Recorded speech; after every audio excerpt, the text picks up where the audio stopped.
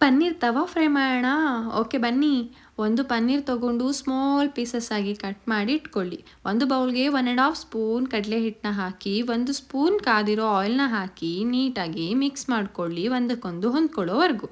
ಇವಾಗ 1 spoon chilli powder, jeera powder, turmeric, coriander powder, garam masala, ginger garlic paste ಹಾಗೆ ರುಚಿಗೆ ತಕ್ಕಷ್ಟು ಸಾಲ್ಟ್ನ ಆ್ಯಡ್ ಮಾಡಿ ಮತ್ತೆ ಒಂದಕ್ಕೊಂದು ಹೊಂದ್ಕೊಳ್ಳೋವರೆಗೂ ಮಿಕ್ಸ್ ಮಾಡಿಕೊಂಡು ಸ್ವಲ್ಪ ಕರ್ಡ್ನ ಆ್ಯಡ್ ಮಾಡಿ ಇದು ಒಂದು ಕ್ರೀಮ್ ರೀತಿ ರೆಡಿ ಆಗೋವರೆಗೂ ನಿಧಾನವಾಗಿ ಮಿಕ್ಸ್ ಮಾಡ್ಕೊಳ್ಳಿ.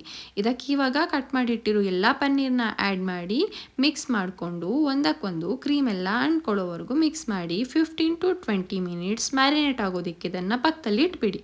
ಅಷ್ಟರಲ್ಲಿ ಒಂದು ಪಾನ್ ತಗೊಂಡು ಒಂದು ಸ್ವಲ್ಪ ಆಯಿಲ್ನ ಹಾಕಿ ಬಿಸಿ ಮಾಡಿಕೊಂಡು 1/1 ಪನ್ನೀರ್ನೆಲ್ಲ ಅದರಲ್ಲಿ ಹಾಕಿ ಎರಡೂ ಸೈಡ್ ಬ್ರೌನ್ ಕಲರ್ ಬರೋವರೆಗೂ ನಿಧಾನವಾಗಿ ಇದನ್ನು ಬೇಯಿಸ್ಕೊಳ್ಳಿ.